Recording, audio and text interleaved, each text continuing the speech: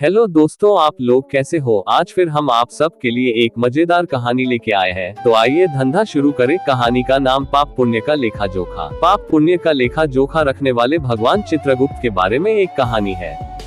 इस कहानी के मुताबिक एक बार यमदूत राजा के प्राण लेने आ गए थे।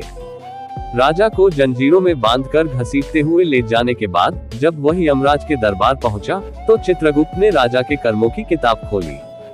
चित्रगुप्त ने देखा कि राजा ने हमेशा पाप ही किए हैं, लेकिन कार्तिक शुक्ल द्वितीया को उन्होंने उनका और यमराज का व्रत पूजन किया था।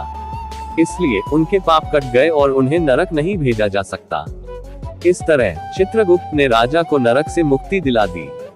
कहा जाता है कि भगवान चित्रगुप्त कायस्थों के जनक हैं। ये हर प्राणी की काया में गुप्त रूप से रहते हैं और उसके सभी कर्मों का लेखा जोखा रखते हैं। यमद्वितीया महोत्सव पर इनकी पूजा की जाती है। इस दिन कायस्थ समाज के लोग कलम दवात की पूजा करते हैं। पाप और पुण्य क्या है? पुण्य अच्छे कर्मों का फल है, जिनके कारण हम सुख अनुभव करते हैं।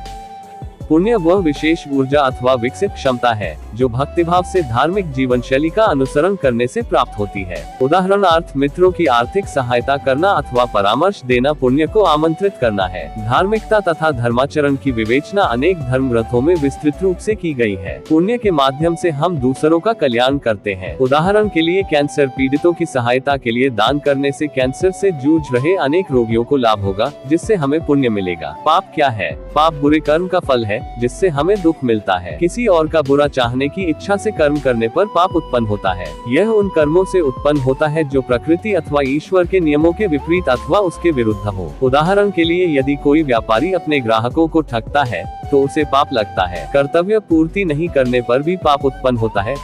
जब कोई पिता अपने बच्चों की आवश्यकताओं की ओर ध्यान नहीं देता अथवा जब वैद्य अपने रोगियों का ध्यान नहीं रखता। पुण्य और पाप इसी जन्म में, मृत्यु के उपरांत अथवा आगामी जन्मों में भोगने पड़ते हैं। शास्त्रों के मुताबिक यमराज मृत्यु के देवता हैं और चित्रगुप्त उनके सहायक हैं। यमराज इंसानों की मृत्यु के बाद उनकी आत्माओं को स्वर्ग या नर्क भेजते हैं। चित्रगुप्त हर इंसान के अच्छे बुरे कर्मों का हिसाब रखते हैं। कर्मों के हिसाब से तय होता है कि मृत्यु के बाद आत्मा को स्वर्ग या नर्क भेजा जाएगा। जिन लोगों के कर्म अच्छे नहीं होते हैं, उन्हें यमराज तरह तरह की यातनाएं देते हैं। कहा जाता है कि जब ब्रह्मा जी ने इस दुनिया की रचना की, तो उन्होंने यमराज को पृथ्वी पर रहने वाले लोगों को कर्मों के हिसाब से सजा देने का काम सौंपा। इसके लिए यमराज ने ब्रह्मा जी से एक सहयोगी की मांग की और ब्रह्मा जी ने एक पुरुष की उत्पत्ति की, जिसे चित्रगुप्त कहा गया। चित्रगुप्त का जन्म ब्रह्मा जी की काया से हुआ था, इसलिए उन्हें कायस्थ भी कहा जाता है। गरुड़ पुराण में यमलोक में चित्रगुप्त के शाही सिंहासन, उनके दरबार को संभालने और पुरुषों के कर्मों के मुताबिक न्याय देने का वर्णन है। कायस्थ समाज के लोग दीपावली के बाद यमद्वितीया के दिन भगवान चित्रगुप्त की पूजा करते हैं।